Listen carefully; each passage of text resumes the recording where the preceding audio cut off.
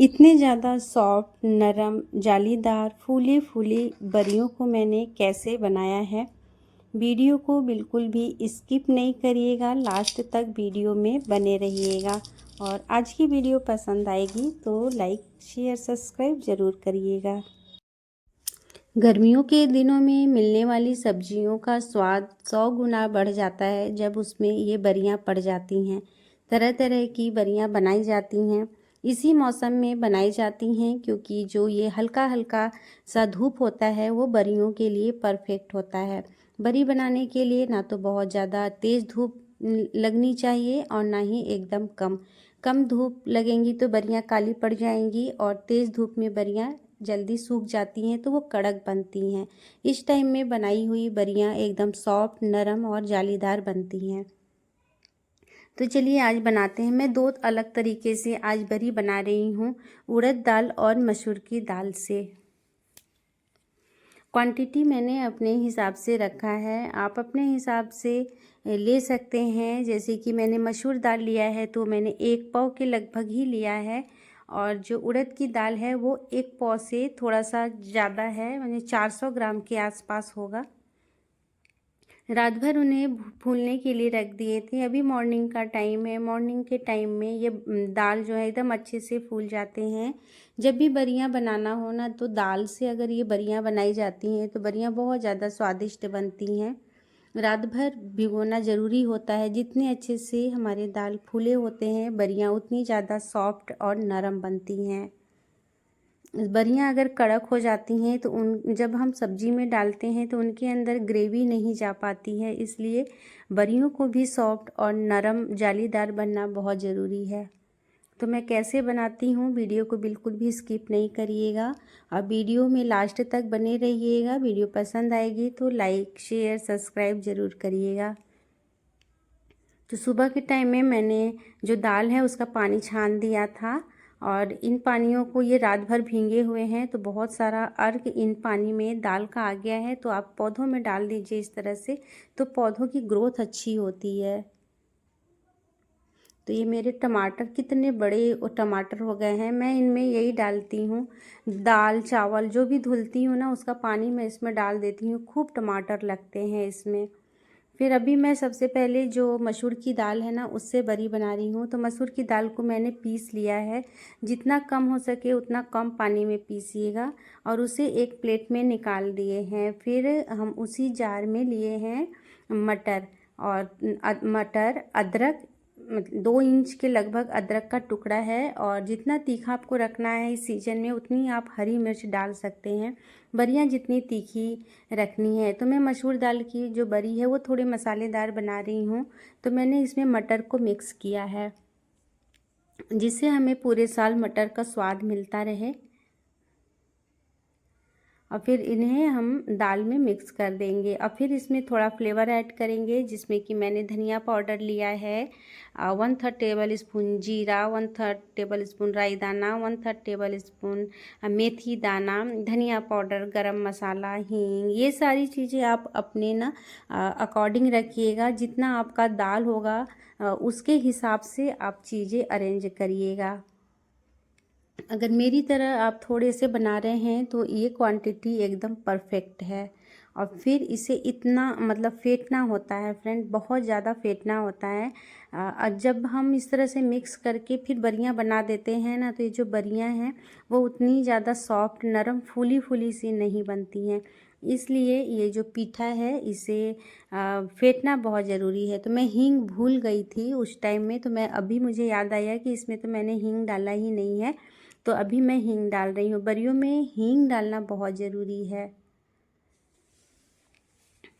और फिर इसे इतना फेंटिए कि एकदम फ्लफ़ी सा हो जाए अंदर, मतलब उसके जितने ज़्यादा एयर बनेंगे ना उतनी ही ज़्यादा आपके सॉफ्ट और नरम बरियां बन करके तैयार होंगी। तो ये मेरा फेंट गया है, तो एक मतलब मैंने एक फ्लेवर का की बरी मैंने रेडी कर दी है। तो अभी दूसरी बरी बना रही हूँ। तो यहाँ पर इसके लिए मैंने उड़द की दाल ली है। उड़द की दाल भी मेरी 400 ग्राम के लगभग होगी। और मैंने पीसते समय एकदम पानी डाल करके, देखिए, बारीक नहीं पीसा है, थोड़ा सा मैंने दरदरा सा ही दालों को रखा है। बिल्कुल देखिए दानेदार है, तो एकदम पानी डाल करके पीस करके उसे पतला मत कर दीजिएगा। मैं यहाँ पर भी इसमें थोड़ा सा अदरक और हरी मिर्च ले रही हूँ। तो मैं मिर्ची थोड़ा सा ज़्यादा डाल रही हूँ क्योंकि मुझे बरियाँ तीखी ज़्यादा पसंद है।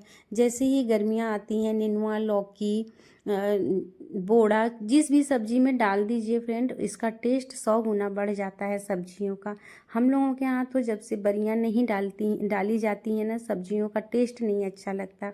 नेनुआ की सब्ज़ी में तो बरी का टेस्ट गज़ब का लगता है।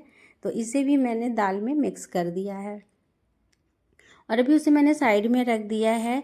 तो बरियाँ हमारी एकदम फ्लफ़ी सी बने और उसमें एक किसी सब्जी का भी टेस्ट आए, तो मैं यहाँ पर गोभी ले रही हूँ। एक मैंने मसूर की दाल वाले को मैंने मटर के साथ बनाया था, क्योंकि मसूर की दाल बादी नहीं होती है और मटर बादी होता है, तो इसलिए मैंने मसूर की दाल में मटर डाला है। और यहाँ उड़द की दाल थोड़ी बादी होती है, मतलब गैस बनाता है बहुत लोगों को, तो मैंने यहाँ पे गोभी का मैं इस्तेमाल कर रही हूँ। क्योंकि दोनों दोनों जब मटर और उड़द की दाल से हम बनाते बरियाँ है ना, तो फिर जो है कि वो बहुत ज़्यादा मतलब कि गैस बनाता जिनको बनता है। लेकिन इस तरह से आप गोभी डालिए, गोभी का भी फ्लेवर आपको हर सब्जी में मिल जाएगा। और ये जो बरियाँ है ना, इसकी सब्जी ज़रूरी नहीं है कि आप किसी सब्जी में डालें, आप आलू टमाटर के साथ भी बरियों का टेस्ट बहुत अच्छा लगता है। तो सब मैंने मिक्स कर दिया है। तो यहाँ पर भी मैंने धनिया पत्ती, धनिया पाउडर, गरम मसाला, जीरा, राई दाना, मेथी दाना, अजवाइन, लाल मिर्च, हींग और ये सारी चीज़ें भी डाल करके मैंने इसे खूब फेंटा है। तो क्वांटिटी आप अपने हिसाब से रखिएगा फ्रेंड। और थोड़ा सा मैंने लास्ट में इसमें लाल मिर्च का पाउडर डाला है, घर का कूटा हुआ लाल मिर्च है। बरियों में बहुत अच्छा टेस्ट आता है लाल मिर्च का। ज़रूरी नहीं है, मैंने मसूर की दाल में नहीं डाला है, बट उड़द की दाल को मैं थोड़ा और मसालेदार बना रही हूँ। और इसे भी खूब फेंटना होता है, इतना फेंटिए कि एकदम मतलब कि ये जो दाल है ना, फेंट फेंट करके एकदम चिकना चिकना सा हमारा बन जाए। जितना अच्छा फेंटेंगे आपकी बरियों में उतना अच्छा एयर बनेगा और बरियां भी आपकी फूली फूली एकदम जालीदार बनेंगी। तो मैंने खूब अच्छी तरह से बरियों को फेंट लिया है। और जब बरियां बनाएंगे ना, तो चलिए मैं आपको चेक करके बताती हूँ कि मैंने कितना दालों को फेंटा है। तो हम दाल इतना ज़्यादा फेंटे हैं कि जब इन्हें आप पानी में डालेंगे ना, तो ये बर्तन से जाकर चिपकेंगे नहीं। ये देखिए इस तरह से तैरते हुए नज़र आएंगे, तो समझ जाइए कि आपने बहुत अच्छे से अपने दाल को फेंटा है। ये बहुत आसान तरीका होता है बरियाँ बनाने का। तो मैं धूप में आ गई हूँ, तो मेरे यहाँ धूप थोड़ा सा कम होता है, तो मैं इस तरह से बड़े बड़े प्लेट में बरियों को बना लूँगी और उसके बाद मैं पड़ोसी के घर ले जा कर के अपनी बरियों को सुखाती हूँ। सुखाने का सामान जो भी होता है हमारा पड़ोसी के घर में सूखता है। तो पहले आपके यहाँ भी धूप नहीं होती है, तो आप पहले छाया में बैठ करके इस तरीके से बरियाँ बना लीजिए। ये बरियाँ बनाने में मुझे बहुत अच्छा लगता है और खाने में तो फिर क्या ही बताएं, कितना गजब का टेस्ट आता है। अगर आपके घर में किसी दिन कोई सब्जी ना हो, तो आप इन बरियों से तीखी चटपटी ऐसी सब्जी बना सकते हैं। तो ये मसूर की दाल की बरियाँ भी मैं फिर इसी तरीके से बना लूँगी। जितनी भी बरियाँ हैं बना लीजिए। ठंडियों में बरियों को बनाने का भी एक अलग आनंद होता है।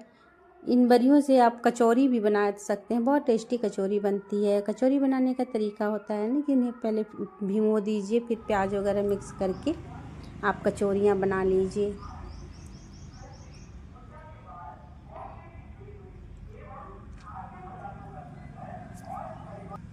पिछले साल मैंने ये बरियाँ सफ़ेद कद्दू से बनाए थे फ्रेंड। जो सफ़ेद कद्दू भथुआ जिसको आप लोग बोलते हैं, उससे मैंने बनाए थे। वो भी बहुत ज़्यादा स्वादिष्ट बने थे। इस बार मुझे भथुआ मिले नहीं, तो इस वजह से मैंने देखी तरह तरह की बरियाँ मैंने इस बार बनाई है, मटर की, गोभी की।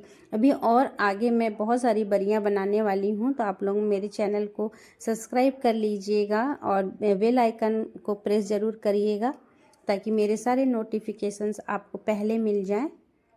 और सपोर्ट ज़रूर करिएगा फ्रेंड, बहुत मेहनत से हम लोग वीडियोस बनाते हैं। तो ये मेरे पड़ोसी का घर है। तो ये बरियाँ सूखने में कई दिन लग जाते हैं। मैंने पूरे 1 सप्ताह बरियों को सुखाया है।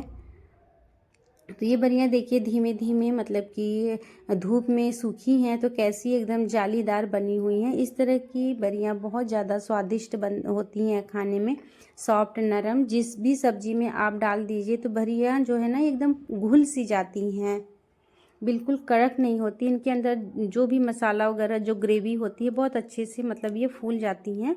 तो ये मैंने ढक्कन पे, अरे सॉरी, प्लेट पे जो हमने बरियाँ बनाई थी ना, वो देखिए जो सूखी नहीं है तो वो नहीं निकल रही हैं। तो मैं जो नहीं निकल रही हैं उनको मैं अभी छोड़ दूँगी, ताकि 1-2 दिन और धूप लगा करके फिर इन्हें डब्बे में भर करके रखेंगे। अगर अच्छे से सूखी नहीं रहेंगी ना तो बरियों में कीड़े लग जाते हैं।